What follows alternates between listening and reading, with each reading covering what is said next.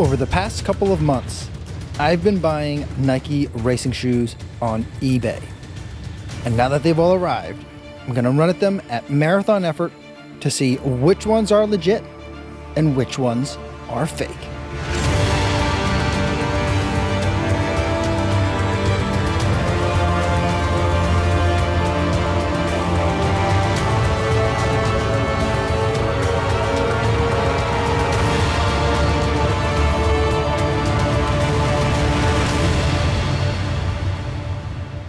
Yo, what's going on, everybody? My name is Kofuzi and I am a non-elite runner and definitely not a professional shoe authenticator, but I do have a lot of experience reviewing shoes on YouTube, so I thought I would check some of these shoes out so that way you guys can know what to look out for if you're ever on that secondary market. Today, we're taking a look at eBay. The first shoe that I bought, I'm using for my warm-up today. It's a pair of Nike Peg Turbo 2s.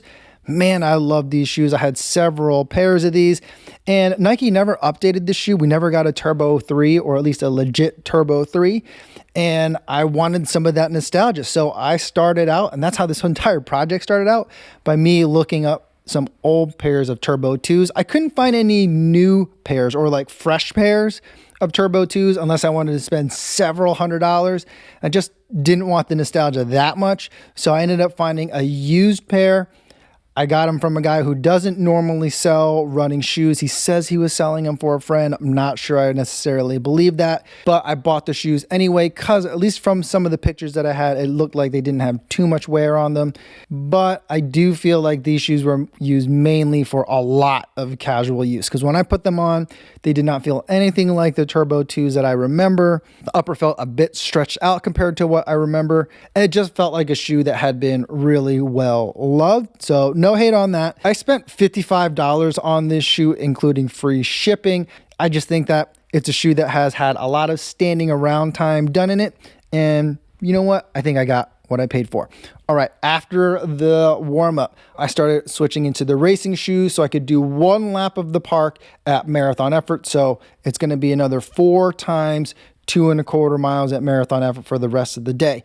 First up, I'm going to try the Streakfly. Now, this is a pair of shoes that was not authenticated by eBay, and I bought it from a seller who looked like he does sell a lot of Nike product. Not necessarily Nike running shoes a lot, but at least a Nike product. I got the shoe out of the box. It felt light. It definitely felt better than the Turbo 2 when I put it on, and overall, it felt exactly like the other pair of Streakfly that I tested about a month ago. I paid $120 for this shoe, including shipping, and I think I overpaid because I could have got this same shoe, maybe in some different colors, on the Nike website for anywhere between $95 to the full retail of $160. So this is a situation where there's a shoe that started out with a lot of hype. In fact, I tried to get it when it first came out. I bought a pair, Nike canceled my order. And now, about a year later, I could get it for under retail from the manufacturer itself. So a legit shoe, but probably not one you want to get from the secondary market. Next lap, let's hit the Vaporfly Next. Now, this one came with no box, but it was authenticated by eBay. Now, what they do is it's a lot like StockX, where the seller will send it to eBay. Professional authenticators there will look it over, give it their thumbs up or thumbs down, and then ship it to you, the buyer. Because this one had no box and no like racing bag, a lot of these racing shoes come with a special track bag from Nike. eBay threw in a weird eBay track bag, which I'm like, I don't know if I'm ever going to use that, but it's an interesting, nice little touch. Out of the box, I felt like this Vaporfly Next Percent 2 felt right. I do overall think that the Vaporfly Next Percent 2 does feel firmer than the ZoomX foam that's in the Next Percent 1, but I also feel like I'm running in a Next Percent 2, so it should feel firmer. All feels right so far, and I got to tell you, man, that carbon is really nice in the Vaporfly Next Percent. There still isn't another shoe on the market that can quite match that amount of pop that this carbon really gives. And so it was a really nice change of pace from running in that worn out pair of Turbo 2s and from the Streakfly, which don't really give any carbon pop or that same level of springiness at all. I felt like I had a really good time running this lap, and this shoe definitely feels legit. So the authenticators, in my mind, got it right. I paid a total of 180 bucks for this pair of shoes. And, you know, I feel like that's an okay price for this particular colorway if this is something that you were looking for. Because on the website, when it is available, and it's not always available, that's the thing, you can get the Vaporfly Next Percent 2 from anywhere between 175 to 200 bucks, which is down from the 250 to 260. So right now, at least 4 weeks away from Boston Marathon, you can get Vaporfly Next Percent 2 below retail from Nike itself. So again, you can get it from eBay, you can get it authenticated, you can get a legit shoe, but I'm not sure that it's worth it to go to the secondary market. Now, here's where we're talking about where the secondary market really comes into play. Let's take a look at an Alphafly version 1. Now, this is another authenticated shoe that I got from eBay, and it was a weird situation where there was a box, the original box, but no lid. If anyone knows why that is, it seems to be a pretty common thing in the secondary shoe market. What's up with the lids being gone? I don't understand that part. But anyway, this one did come with the track bag though. No lid, but a track bag. I think that's probably a good trade-off. And holding it in hand, getting it on feet, the shoe felt right. Now, there was a couple of things that had me wondering if maybe this was just a really, really good fake. The Atom knit on this shoe felt like it was a bit uneven in terms of the spacing of the mesh. Some of the stitches looked really sloppy to me, but I feel like that's just kind of how Atom knit is. It's not like an engineered mesh with laser cut holes or anything like that. There is kind of like a organicness to it. And then when I looked really closely at the fibers in the Air Zoom pocket, it seemed like it was a little bit kind of disheveled, or like there were some flyaways to these hairs. But again, I think that's just how the Zoom Air pocket looks. So I feel like from an appearance standpoint, some things gave me some pause, but overall I felt like this kind of still feels like it looks at least like a legit shoe. But once I got it on and started running, I definitely could tell that this was a legit shoe. The Zoom Air was really nice paired with the carbon. It just felt like such a comfortable shoe to be able to run at marathon effort. I do really love the Alphafly version 1 at marathon effort. It feels a little bit heavy and it feels like you're not running that fast, but when you look at your watch, when you check the splits, man, everything's just right where it needs to be for what feels like wasn't quite as much effort. So I feel like this is definitely a legit shoe. The Zoom Air felt nice, the carbon felt nice, the Zoom X felt nice. So I definitely enjoyed running in this. And again, I think the eBay authenticators got it right. Now, this shoe I had to pay $175 for, which I feel like is a really great price, down from the original $250, and sometimes it was $275 for full retail. But you can't get this shoe anymore from Nike directly, and you can't really even get it from a lot of the other running shoe stores that are out there, because I think they're either out of inventory or they're trying to push the Alphafly 2. If you're trying to look for this shoe on other places in the secondary market, I think you're going to be paying about the same price, if not more. So I feel like this is a situation where getting the Alphafly on eBay was a good experience and a pretty good deal. Now, finally, let's talk about the Alphafly 2. Now, this shoe was not authenticated by eBay, but was for sale by eBay.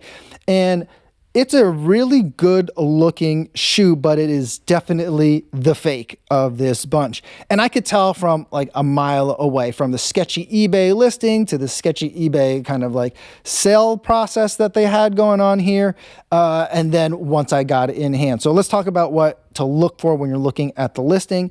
Number one, it's going to be for a shoe that's like really, really hard to get, even on the secondary market. Like looking for this shoe on StockX, you're going to be paying many times more than original retail price for it, but they were selling it at like original retail price. That's kind of like red flag number one.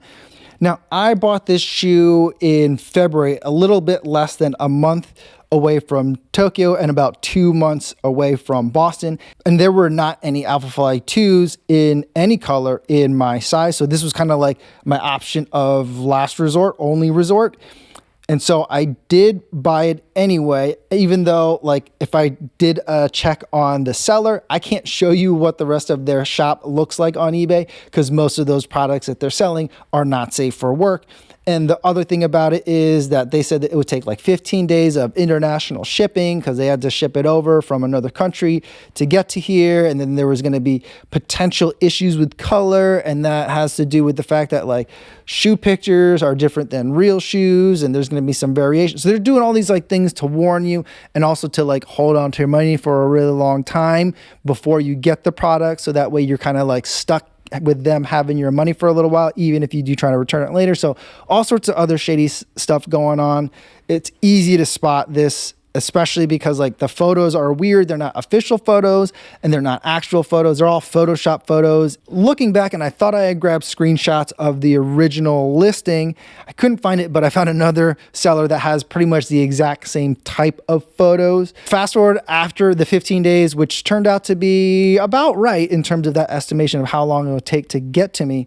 The shoe finally arrived, and looking at it, it looks like a legit shoe, but there's a couple of things that really jumped out to me. Number one, the shoes were heavy. These shoes came in at 11.4 ounces or 324 grams for the left shoe, which is just gargantuanly heavy for a racing shoe. It's really heavy for a daily trainer. It's heavy for a max cushion shoe. The right shoe came in at even a half ounce heavier at 11.9 ounces and 338 grams. So that was kind of like my first clue, like picking it up. I could tell that like there's no way that this is a shoe filled with ZoomX foam. The insole was also removable, which is not something that happens in Nike racing shoes. And the insole itself was like super paper thin and not very nice. Like that was another big clue. Once I put it on, you know, I was like, well, maybe I'm just wrong. Maybe they just do things a little bit different with the Alphafly 2. But I put this shoe on and it was hard to get on, which is what I expect from a racing shoe. But once I tried to put my heel into the shoe, the heel cup kind of like inverted or dislodged. Like the heel cup wasn't right. It wasn't like a well-made heel cup. And so like the piece of plastic kind of like started sticking out funny, and I had to like wedge it back in to the correct spot so it'd sit down correctly. And even when I got the shoe laced up, super tight, like very snug, ready to race, my ankle still felt like it was going to pop right out of the back of the shoe. And it was something that was really distracting for the entire time I took it out for the 2.25 mile loop at marathon effort.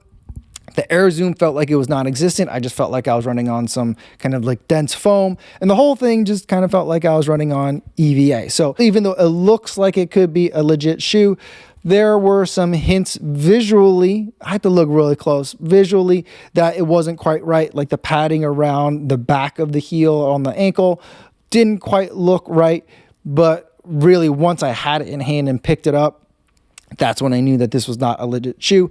Problem is, when you're buying a shoe that they've already had your money for 15 days and it's going to be hard to kind of return it, even if they accept that return, you know, it's already too late if you've already got the shoe in hand. So I would say if you're looking at shoes that are like super sold out, super hard to get, and you're going to go to a secondary market, make sure it's a place that you're getting something that's authenticated. Not to say that you can't get a legit shoe if it's not authenticated. My Streakflies seem to be a very legit shoe, but it's also a shoe that's really easy to get through primary commercial channels. So it's not really the kind of sale that we're talking about here. So that's my experience running in Nike racing shoes that I bought on eBay. Let me know in the comments if you have any other questions, or feel free to stop by the live stream that I do Monday through Friday right here on YouTube. I'd love to talk to you guys in the chat.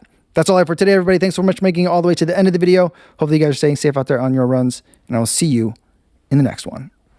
Yo, what's going on?